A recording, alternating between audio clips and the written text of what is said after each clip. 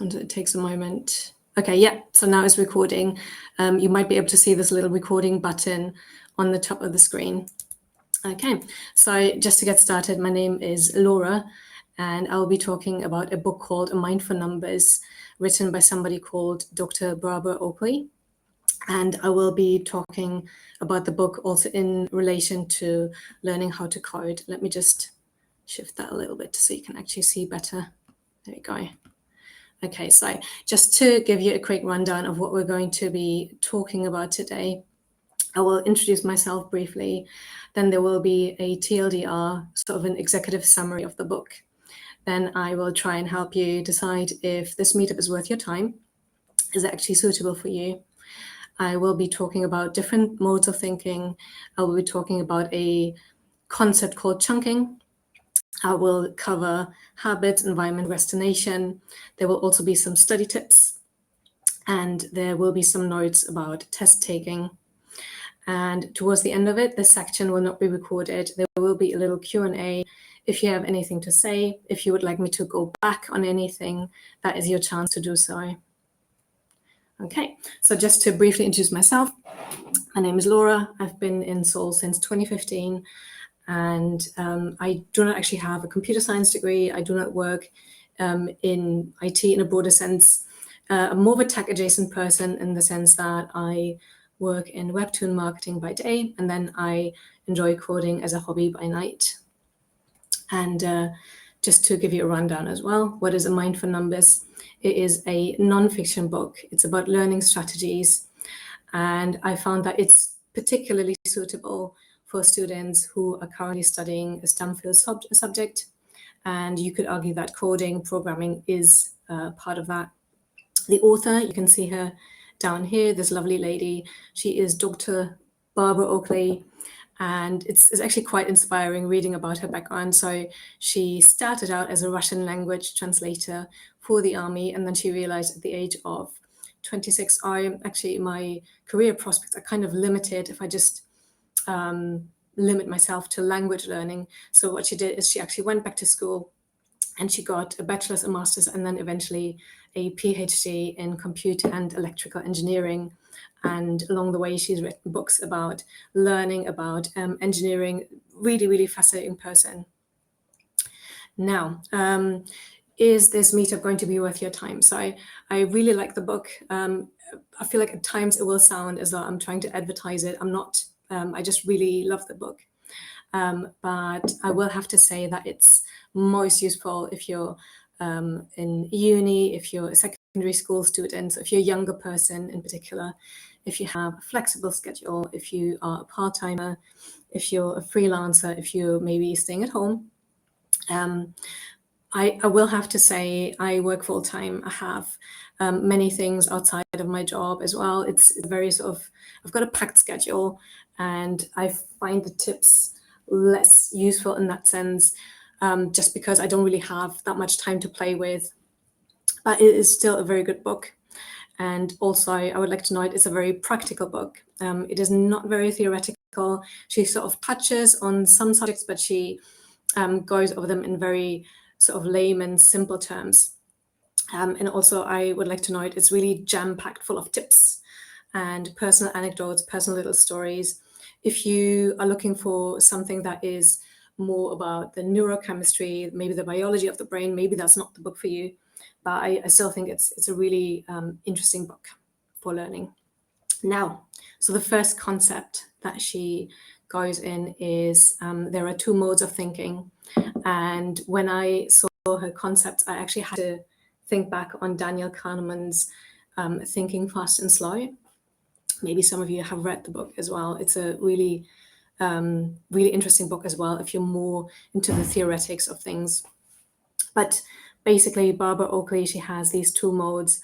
And on the one hand side, we have a focused mode of thinking where you focus on problem solving. You really effortfully use your brain to work towards a solution. It is very conscious. You work towards execution, and it involves studying something. And then there is also a diffuse mode of thinking, which is more on the subconscious side. It's a very relaxed mode to think. and it often leads to innovation because it helps you connect certain concepts.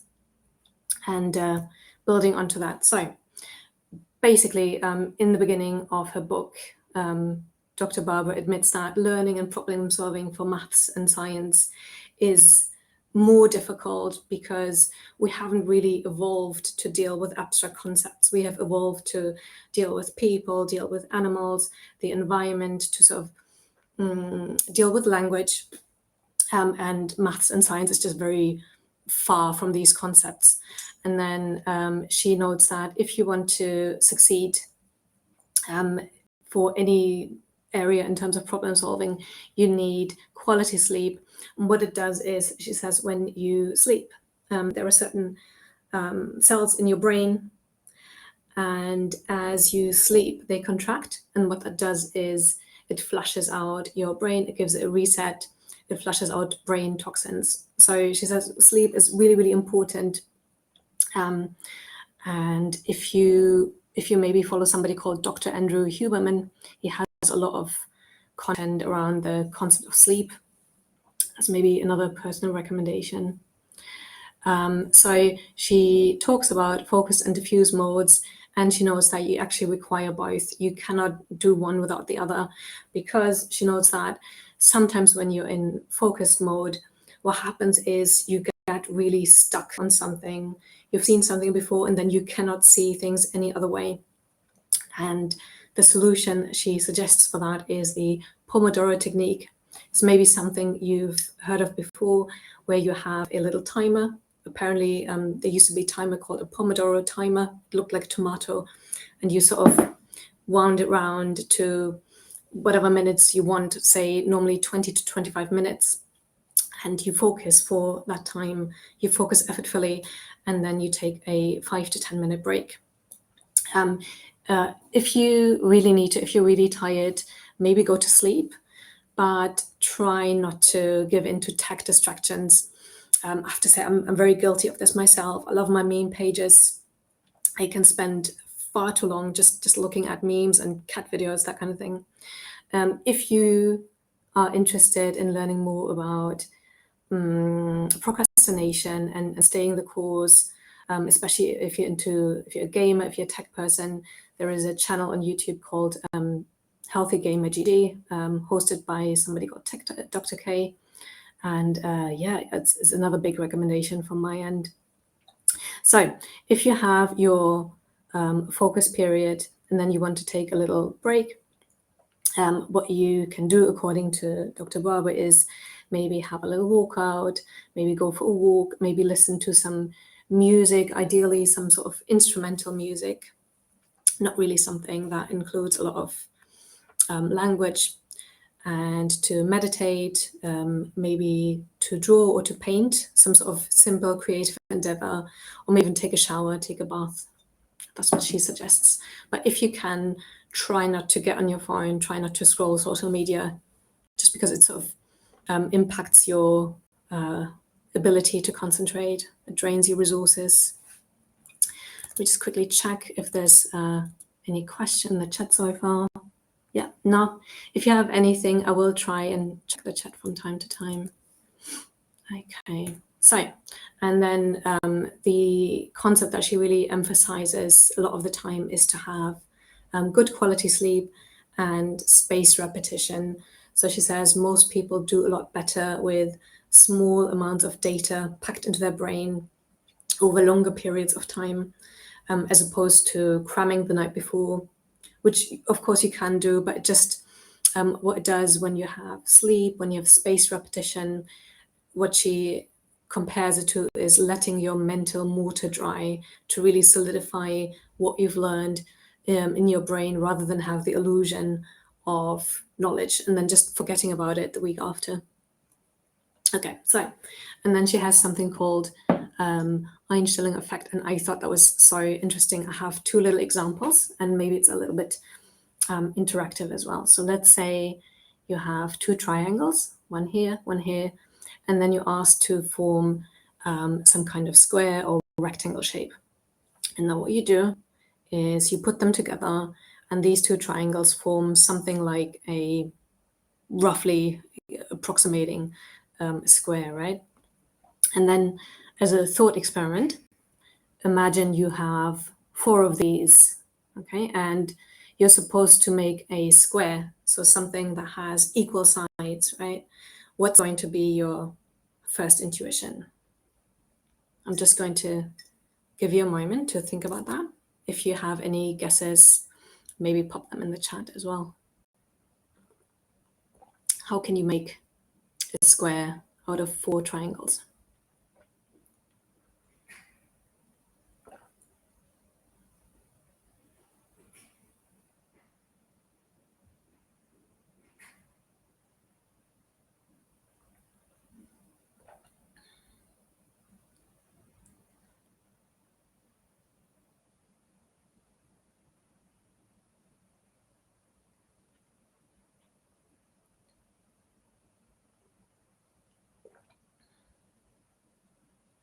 Any takers? No?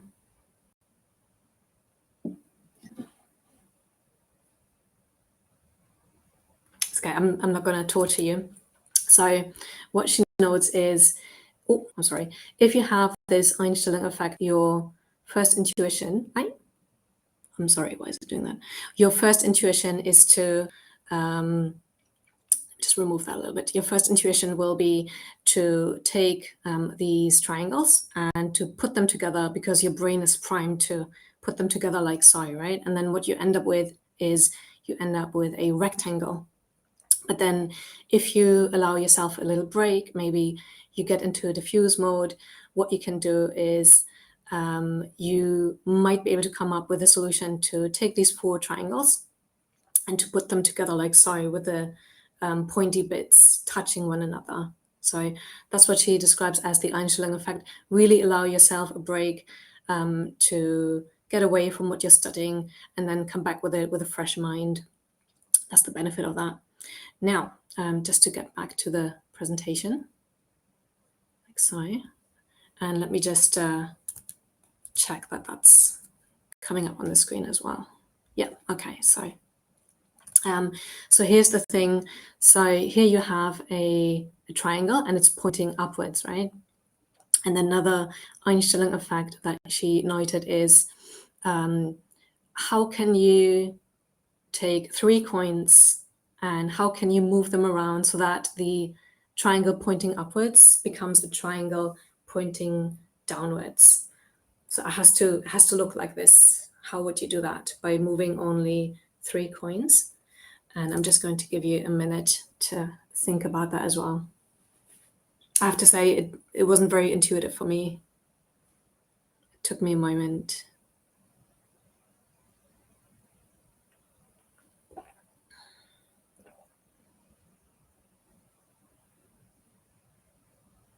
If you have any suggestions, feel free to pop them in the chat. If you're feeling shy, it's okay not to.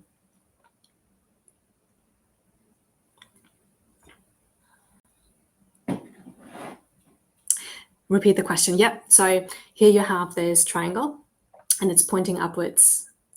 And how can you turn it into a triangle pointing downwards? By moving only 3 coins.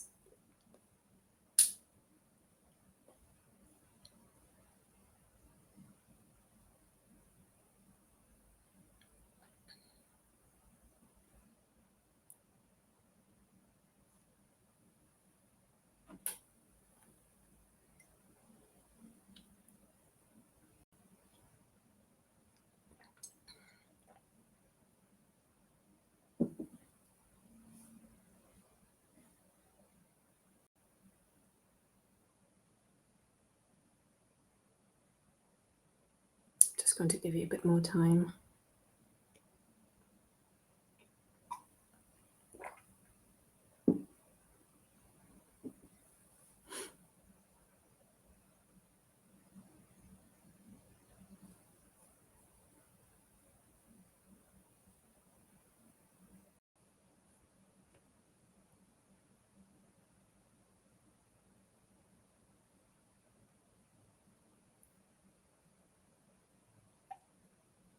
You got it? Okay. Daniel, are you okay to share? Or do you feel a bit awkward?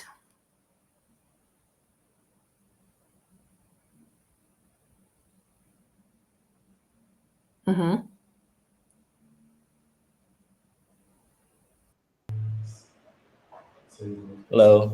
Hello. So it took me a while, but basically, you take the coins that are on each corner, right?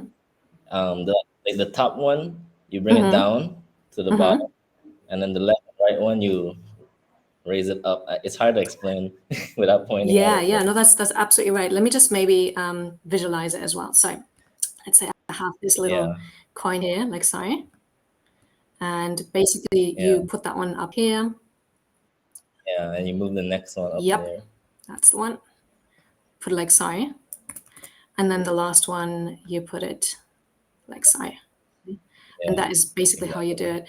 And what she noted, and what was so interesting to me, was she said some kids grasp this immediately, but then you can also have professors or really highly academic people, and they just don't get it. And she says it's really, it's not about being smart, it's really about the Einstein effect really hindering your way of viewing things. Yeah, Okay. it took me a good minute. I find it difficult, but I'm not particularly smart. I'm the first person to admit that. Okay, moving on. So the next concept that she has is chunking. And what she means by that is chunking is to bind info, little pieces through meaning. And there are some steps, there is a certain flow to it. So first you focus your attention on the info. You just sort of gather everything you need to know. Then you need to find a way to understand it. And then you need to gain context. And if you are on Codecademy, I have to say Codecademy does this quite well, actually. So first you get all the info. First Codecademy sort of explains it. It's like a little walkthrough. Then it lets you have these little practical applications. And then there is the option to gain context by having your own project. It's actually quite well made if you think about it.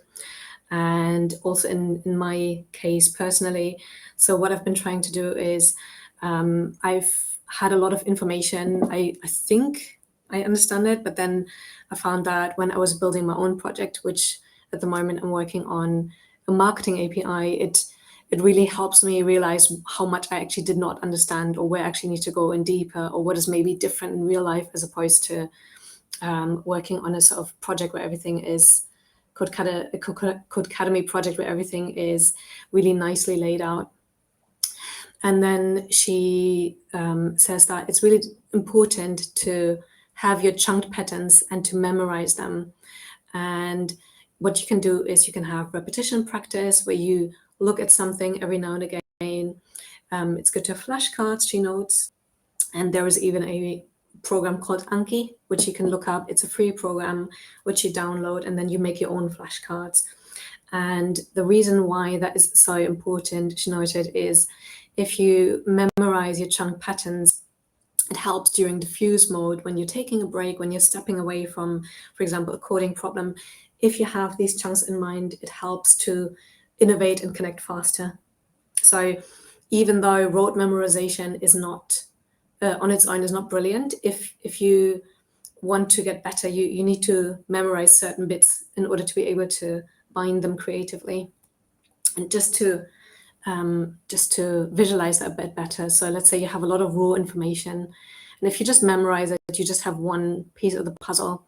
However, if you put it together in context, you can understand it, and you can actually see what it's supposed to mean. Okay, so the next concept, which apparently is a big hurdle for a lot of people, is procrastination. It's about building habits and the environment. And then one of the first things that she notes is that studying is uncomfortable, it is difficult, especially when you're studying a STEM field subject. And it does register in your brain's pain centers. It's actually painful to study at times, right? And then what she notes is to acknowledge it and to say, yeah, it is painful. It does suck, but then to ignore and to sit with the pain, which sounds a bit woo-woo, but I have to say it's really helped me in my case when I feel like, oh God, I just I want to look at some memes now, and then to tell myself, no, I'm going to sit with it, and it's going to be a little bit painful, but I'm not going to die. Then she also notes that it's easier to set up your own environment, to set it up in a way that is useful and productive, that helps you study, rather than beating yourself into submission, willpower, and to force yourself to do things. It can be very draining on your mental resources, and there's an easier way to do it. If you are looking into habits, another personal recommendation of mine would be a book called Atomic Habits by James Clear. It's such a fantastic book. It's really helped me as well. And then she notes to remove distractions, which is difficult, I guess, when you're on your computer, but to maybe switch off your phone.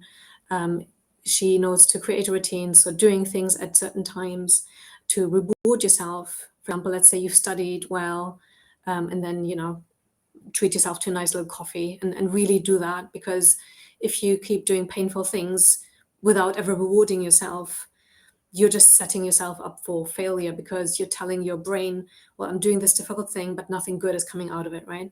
Just to really reward yourself, go to the movies, if that's something that you like. She notes to eat and to hydrate properly, because otherwise you might not have the ability to think properly. Your brain might not have enough glucose to function, literally. And then another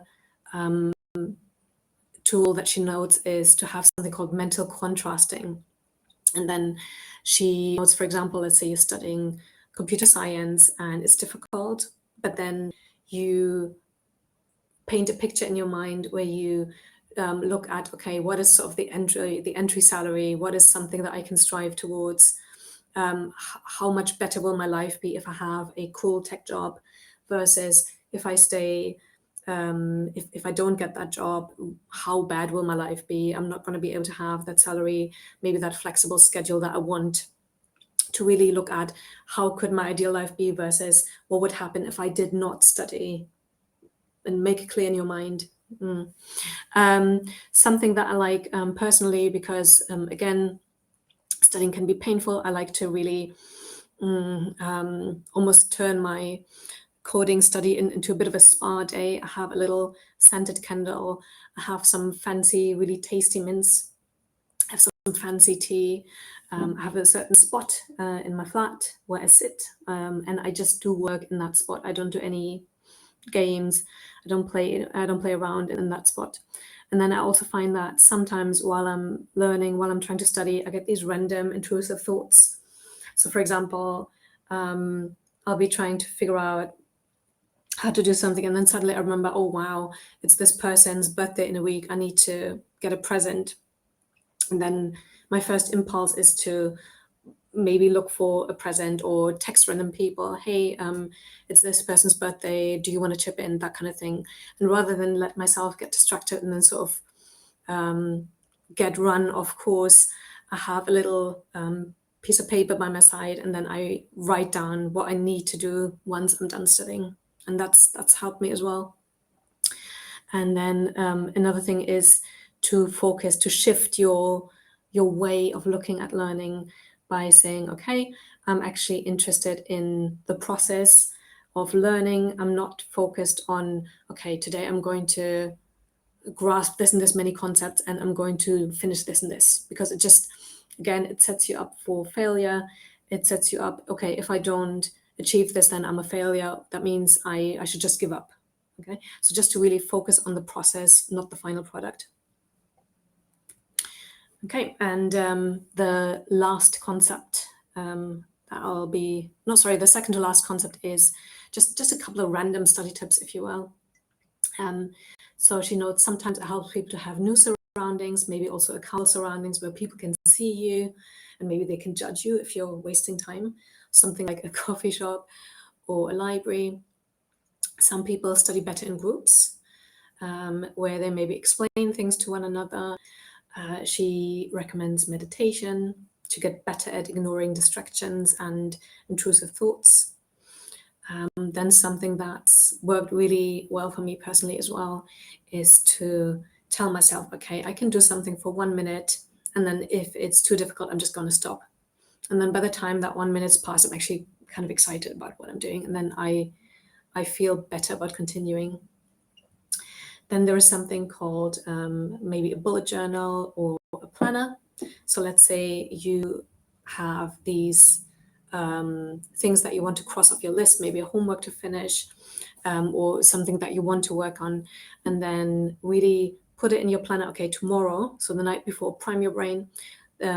Tomorrow I'm going to work on this, this, and this, and then when you've done it, to actually check it off as well. Another thing to note is to use a pen and actually write things on paper and not type. And I know it sounds a little bit counterintuitive because we're learning how to code, right? We're learning programming. So it sounds a bit weird. Why do I have to write out things? But it's also something that I found very, very useful for myself, to have a little notebook, and then maybe also some nice gel pens, some nice pastel highlighters, and really write out what this bit of code does and why it's doing it. Then again, you have timers. What I like to do personally, there's a timer on my laptop, sort of a built-in timer function that I like to do to use that Pomodoro method. And then just to sort of workflow, if you will, is she notes that first thing in the morning, just to kind of like look at, okay, what am I going to do today? And then to sort of prime your brain. And what it does is, in the background, it already gets you set up for what you're going to study. She also notes to something called to eat your frogs first, where you do the most difficult thing as soon as you can. And then lastly, before you go to bed, just glance at the concepts that you covered that day. And then what it does is it cements the concepts in your brain better. She also recommends something called creative memory devices, something called memory palaces. She advocates for creating your own songs or jingles, and then maybe even make poems about what you're studying. And again, her book is so full of these little tips. I do recommend it, if you're interested in the book, to check it out for yourself. I cannot cover it all in this one presentation. It's really a very useful book. And just to illustrate the concept of memory devices and how creative you can get, she gives this example of how can you remember the months of the year and how many days they have. And so if it's a knuckle, it means it has 31 days. And if it's so the little groove between your knuckles, it means it has less than 31 days. So either 28, 29, 30 days. Okay. And lastly, let me just quickly check the chat if there's anything to note.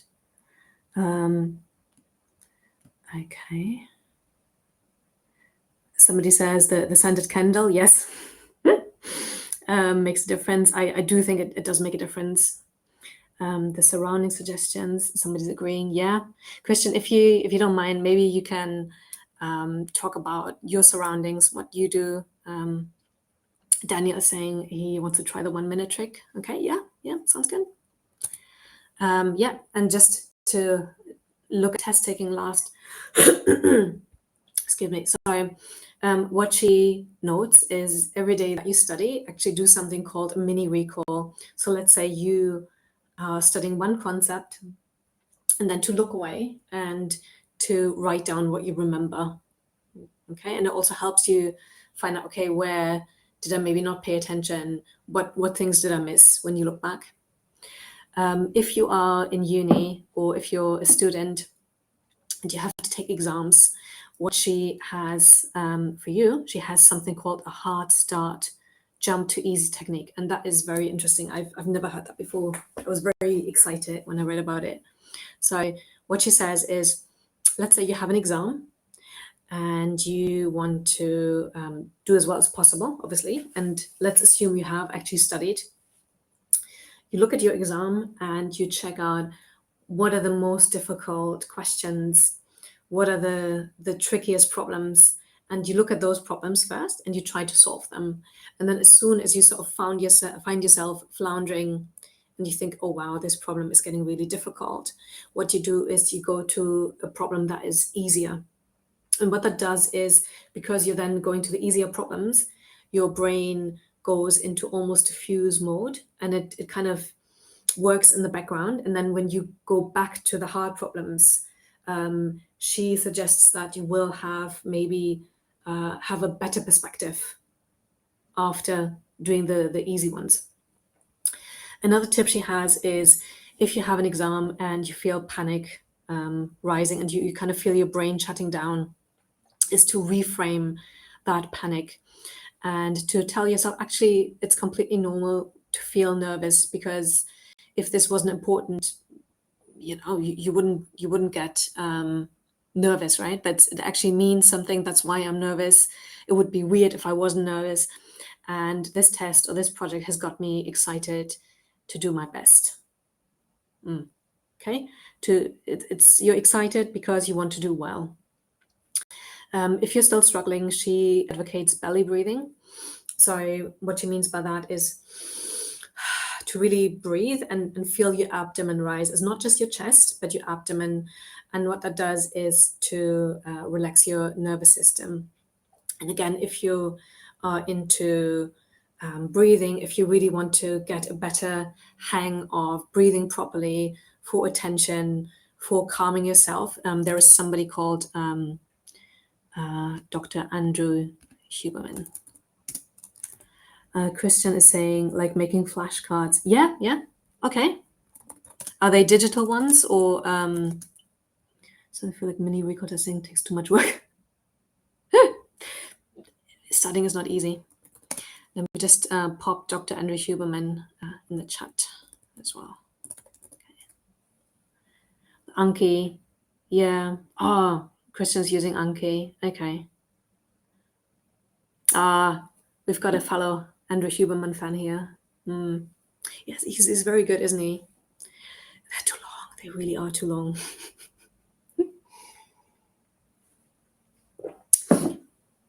Oh yeah, right.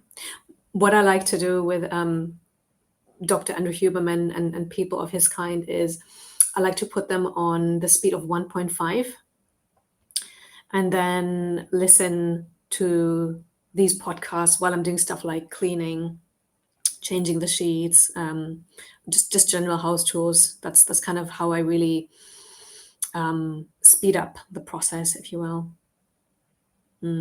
Christian's saying he wants to check him out. Yeah, do. Is a really, really, really cool person. Very, very inspirational. Okay, just to go back to the presentation. So the last tip she has is, if you're really stuck on something, try to shift your attention, look at something else on the test, and try to get a different perspective and then get back to it.